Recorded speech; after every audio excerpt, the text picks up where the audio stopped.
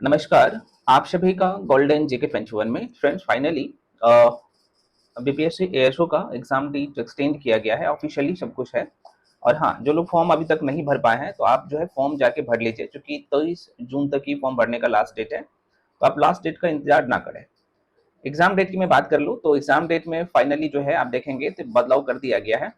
मैं थोड़ा सा आपको दिखाता हूँ, उसके बाद आगे बताऊंगा कि आपका जो है 60 to 70 डेज का मतलब कि 60 डेज का आपका क्या मास्टर प्लान होना चाहिए, सब कुछ बताऊंगा। और आपको आप जो थंबनेल में देखे हैं कि 85 टॉपिक सही देखें, सिर्फ 50 ही चैप्टर को पढ़ के और आराम से जो है आप 130 प्लस नंबर ला सकते हैं। बहुत आसान है, करना पड़ेगा। अभी से 60 दिन अपने आप को झोंक देना है। सब कुछ मैं बताऊंगा इस वीडियो में। ये 60 जो दिन है इसमें कौन कौन से 50 टॉपिक 85 टॉपिक करना है। और एक दिन में आप, मैं कह रहा हूँ वैसे तो 4 टॉपिक करेंगे तो आपके 40-45 दिन में चीजें कवर हो जाएगा, बहुत अच्छे से प्रैक्टिस भी हो जाएगा ना। तो एग्जाम डेट जो है, हालांकि कुछ न्यूज पेपर में यहाँ पे इसे 13 अगस्त छापा है, जो कि बिल्कुल गलत, ये ऑफिशियल नोटिस है ना।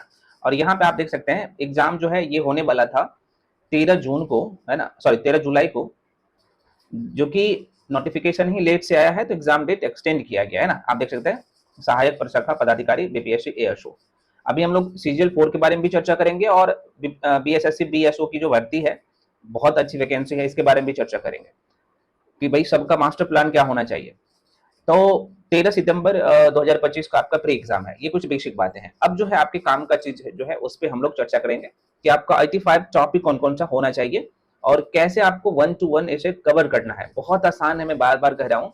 अब देखो इसका जो सिलेबस है ना, कौन कौन से एग्जाम का, यहाँ पे कुछ लोग कंफ्यूजन में रहे कि सर हम अलग अलग इंडिविजुअल वे में तैयारी करें। बिल्कुल नहीं, सबका सिलेबस सेम है।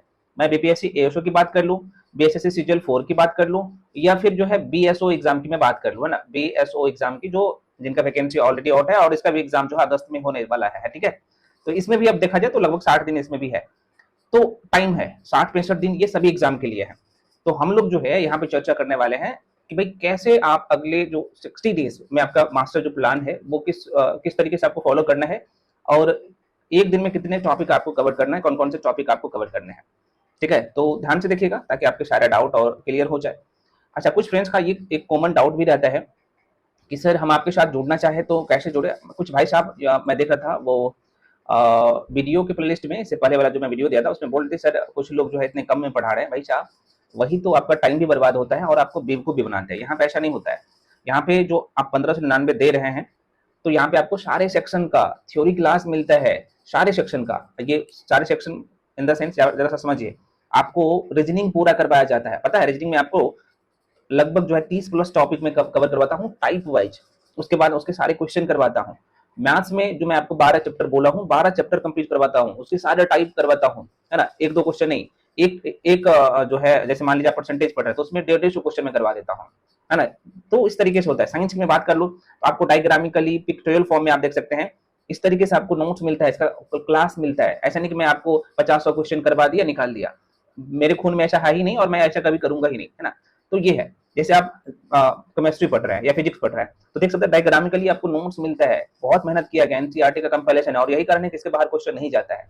तो जो लोग यहाँ पे बोलते हैं कि सर कुछ लोग 1000 में पढ़ा रहे हैं, 500 में पढ़ा रहे हैं, तो भाई जाके पढ़ लो। हम आपको ये नहीं बोल रहे कि मेरे साथ ही पढ़ो, अगर आपको अच्छा लग रहा है तो पढ़िए, है ना। लेकिन आप ये भी देखिए कि जो आपका 50-60 दिन है उसमें आपको बेवकूफ तो नहीं बना रहे हैं।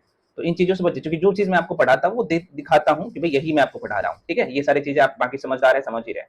हाँ, तो जो लोग जुड़ना चाहते हैं तो आगे इस बैच में आके जुड़ सकते हो। इसकी कंप्लीट पैकेज है और इसका जो वैलिडिटी है ना सिर्फ 60 दिन का नहीं है, 1 साल का है, 1 ईयर का है। बीएसएससी सीजीएल 4 तक रहेगा, क्योंकि ये बड़ी भर्ती है और इस साल आपके सामने ये भर्ती आ रहा है। तो जाहिर सी बात है हम आपको तो कंप्लीट करवा देंगे अगले 60 दिन में, लेकिन इसका जो वैलिडिटी रहेगा, सारे वीडियो जो आप देख पाएंगे वो अगले 1 साल भर के लिए, है ना। जब तक ये इसका प्री नहीं हो जाता है, बीएसएससी सीजीएल 4 का प्री नहीं हो जाता है, तो वैलिडिटी यहाँ तक रहेगा, समझ रहे हैं ना। तो ये सारी चीजें हैं। और टोटल आप देखेंगे तो इसमें कितना सेक्शन है, मैथ्स हो गया, रीजनिंग हो गया, है ना, आपका साइंस का तीनों सेक्शन हो गया।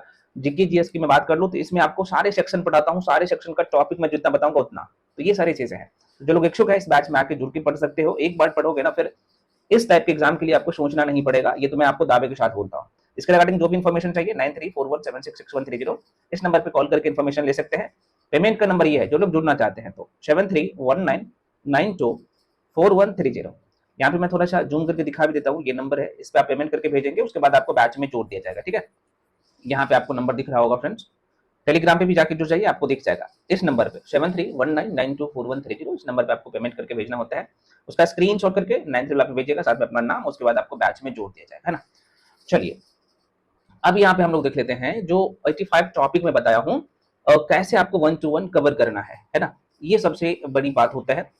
और आपको जो है किस वे में करना है, देखो भाई नंबर कहाँ कहाँ से निकाल सकते हैं, ये बात मैं आपको हमेशा बताता हूँ और अभी मैं पुनः फिर से बता रहा हूँ। ठीक है, एक मिनट जस्ट वेट, यहाँ पे मैं आपको बताता हूँ, जरा सा देख लीजिएगा, है ना। ये जो है आप इनमें से किसी भी परीक्षा के लिए तैयारी करो, सबका सिलेबस सेम है। ठीक है, अब यहाँ पे देखिएगा नंबर कैसे चुरा सकते हैं, क्योंकि ये अभी दोनों एग्जाम आपके पिक पॉइंट पे है, आप सबको पता होना चाहिए। एक तो बीपीएससी एएसओ, बीएसओ और इंटर लेवल का एग्जाम, जैसे बात है सबका नोटिफिकेशन आउट हो चुका है और एग्जाम डेट भी लगभग आपके सामने ही है।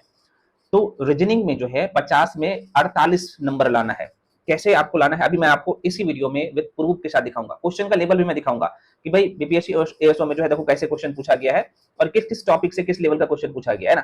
तो हवा हवाई में यहाँ पे कुछ नहीं बोलता हूँ, और आप खुद से भी कर सकते हो, ये नहीं कि मेरे साथ जुड़ोगे तभी नहीं, आप खुद से भी कर सकते हैं, इजीली कर सकते हैं। हाँ, सोर्स को फॉलो करना पड़ेगा। हाँ, अगर आप बिगिनर है, आपको चीजें पता नहीं है, तो सबसे बेस्ट है गोल्डन जीके 21 आपके लिए, जुड़िए और सब कुछ आपको दिया जाएगा एक जगह, जितना दिया जाएगा कर लेना, खाली हो जाएगा। चलिए तो अब यहाँ पे हम लोग देख लेते हैं कि नंबर जो है चुराने का तरीका क्या होना चाहिए, और ये आपके अंदर जिस दिन आ गया और आज से आ जाएगा, पूरा वीडियो देख लीजिए, आ जाएगा। तो 48 नंबर, ये जो मैथ्स और मैथ्स वाला जो सेक्शन देख रहे हैं, इसमें 25 में देखो बीपीएससी एएसओ में क्या होता है ना, रीजनिंग का कई बार ना 40 क्वेश्चन पूछ देता है और मैथ्स का 20 क्वेश्चन, और जाहिर सी बात है इसका जो है ना साइंस का यहाँ पे आंकड़ा बढ़ा देता है, 30 से 35 कर देता है ना, और जीके जिसका 60 कर देता है, थोड़ा सा 2 4 5 10 क्वेश्चन इधर उधर हो जाता है, तो आपको घबराने की जरूरत नहीं है, सारे सेक्शन पे अच्छे से कमांड करना है। ठीक है, तो देखो नंबर निकालने का तरीका मैं बता रहा हूँ, देखो 48 नंबर 50 में आपको लाना है, और मैं दिलवाऊंगा, जितना बोलूंगा और जितना मैं करवा रहा हूँ वहां से हो जाएगा, या फिर जो चैप्टर मैं बताऊंगा अभी आपको इस वीडियो में, यहीं से आप कर लेना, हो जाएगा। मैथ्स में इतना आसान सेक्शन है, बोनस पॉइंट मिलता है, पता होना चाहिए चीजें।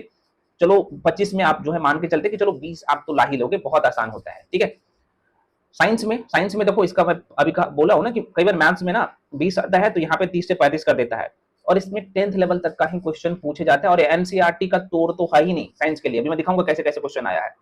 तो यहां से आप ना 20 प्लस नंबर इजीली चुरा सकते हो। सोशल साइंस में क्या कर सकते हो, मान लो आप मैथ में एवरेज स्टूडेंट हो या साइंस में, तो जाहिर सी बात है ये वाला सेक्शन आपका मजबूत होगा और आपको करना पड़ेगा। तो चलो यहाँ पे आप एवरेज स्टूडेंट भी है तो ऊपर भी आप आराम से 40 लाओगे, इस लेवल का क्वेश्चन आता है। तो आप सबको काउंट करिएगा, तो मान के चलिए 5 4 9, और देखो 130 नंबर के आसपास में आप इजिली ला रहे हैं। मैं एक एवरेज स्टूडेंट का बात किया हूं, तब इतना नंबर आप ला लेते हैं, थोड़ा सा भी जो है 60 दिन अच्छे से मेहनत कर लेते हैं। अब भैया सर इसका सोर्स बता दीजिए, हमें टॉपिक क्या पढ़ना है। तो एक बार मैं पुनः आपको क्या करता हूं कि इसका क्वेश्चन पेपर दिखा देता हूं, ताकि आपको पता चले, है ना। देखो ये जो आप देख सकते हैं अंग्रेजी, ये क्वेश्चन को देखिए, अच्छा क्वेश्चन नंबर 1 सही है ना। हाँ देखो ये क्वेश्चन बीपीएससी एएसओ में पूछा गया है 2023 में, जो वैकेंसी आए थे उसमें, ठीक है ना। अब देखो इसमें कितना इंग्लिश अल्फाबेट एक चैप्टर है, जब आप रीडिंग शुरू करते हैं, अब ये कौन सा होता है मैं थोड़ा सा दिखा देता हूँ, है ना।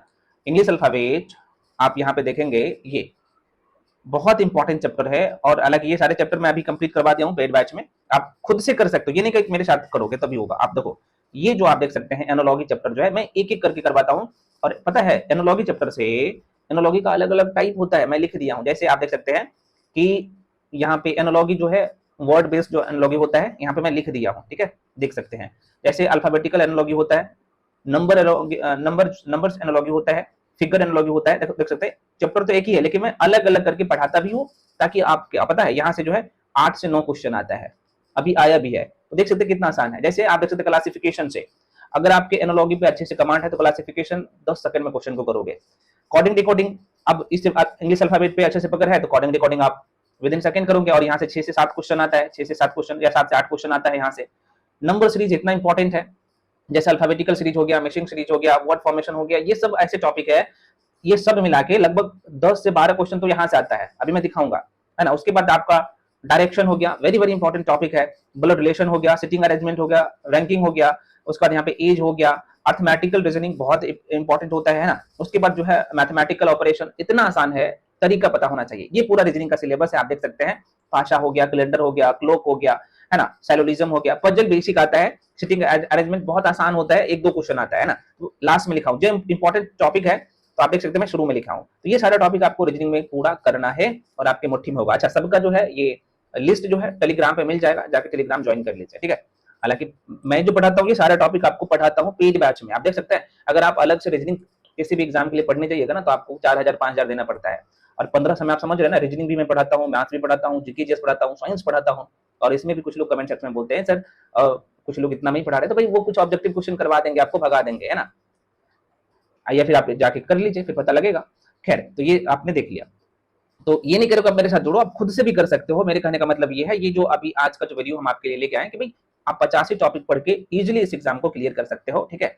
अब हम लोग बढ़ जाते हैं मैथ्स पे। बढ़ने से पहले जीके जीएस पे लेके चलता हूँ कि जीके जीएस में आपको क्या पढ़ना है, क्या छोड़ना है। देखो भाई, ये जीके जीएस का जो है सेक्शन है, देखो भाई हिस्ट्री का वेटेज ज्यादा रहता है, और ये जो चैप्टर है ना अच्छे से कवर करना है। प्राचीन भारत का है, मध्यकालीन भारत का 6 से 7 चैप्टर है, करना ही पड़ेगा क्योंकि इसी चैप्टर से क्वेश्चन आता है। आधुनिक भारत का ये चैप्टर है, करना ही पड़ेगा।